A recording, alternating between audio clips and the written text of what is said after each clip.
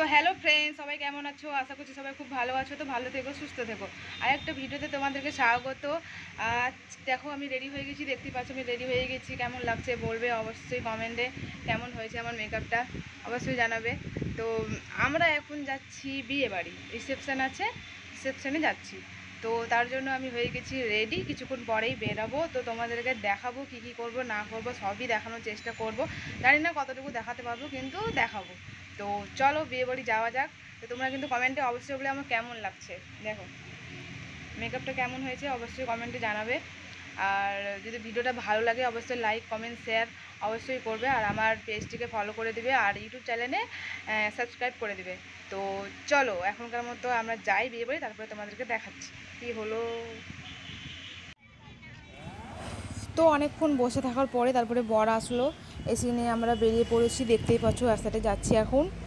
আর গাড়িতে ছিলাম বর, আমি, ছেলে আর আমার ছোটো দেওর ছিল। আমরা সবাই যাচ্ছিলাম। আর এখানে যাচ্ছিলো ট্রেন, তো ওই জন্য সিগন্যাল পড়ে গেছিলো, তো এখানে দাঁড়িয়েছিলাম কিছুক্ষণ। তারপরে ট্রেনটা গেল, তারপরে আমরা এখান থেকে গেলাম। যে ট্রেন যাচ্ছে দেখো, দেখতেই পাচ্ছ। তো আমি না সাউন্ডটাকে অফ করিনি, বুঝেছো? আমি সাউন্ডটাকে রেখেই আমি পরে থেকে আমি ভয়েসটাকে অ্যাড করেছি। আমার সাউন্ডটা ভালো লাগছিলো, তার জন্য সাউন্ডটা রেখেছি। তো দেখো বিয়েবাড়ি চলে এসেছি।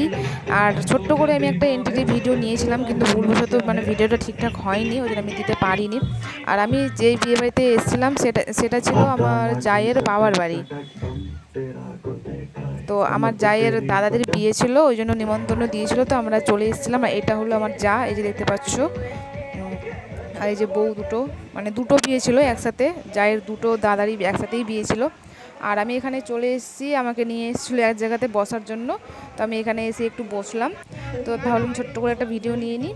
ওই যে ওর হলো ওটা ছোটো দাদা, আর বড় দাদাটা নেই, হয়তো কোথাও কাজে কামে এদিক ওদিক আছে। তো এখানে এসে ভালোই লাগছিল।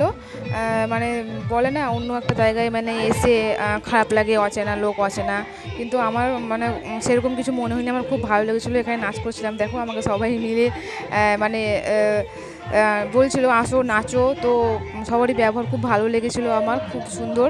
সবাই মিলে একসাথে খুব আনন্দ করেছি, মানে অচেনা অচেনা কিছুই মনে হয়নি। দেখো সবাই নাচছে। আর এই গানটাতে আমি নাচছিলাম না, আমার নাচতে ভালো লাগছিলো না, আমি দাঁড়িয়ে দাঁড়িয়ে ভিডিও করছিলাম। আর এই যে প্যান্ডেলে খাওয়ার দাওয়ার, ওই যে আমার বর আর দাঁড়াও, এই যে আমার বর, আর এটা আমার এই যে দেওর, ছোটো দেওর, নীল কালারের গেঞ্জিটা পরে এসেছে ওইটা। আর ওখানে আমার ছেলে দেখো মোবাইল দেখছে।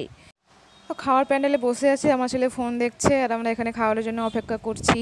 এখানে খাওয়া দাওয়া করলেই আমরা এবার বাড়ি চলে যাব, আর বেশিক্ষণ থাকবো না। তো চলে এসেছি বাড়ি। আমি কিন্তু আর বেশি ভিডিও করতে পারিনি, কারণ 1:30 বেজে গেছিলো বাড়ি ফিরতে ফিরতে, অনেক রাত্রি হয়ে গেছিলো, আর শরীর প্রচণ্ড টায়ার্ড হয়েছিল। তো আমি ভিডিও করতে পারিনি বেশি, আমি এইটুকুটা জাস্ট ভিডিও নিয়েছিলাম।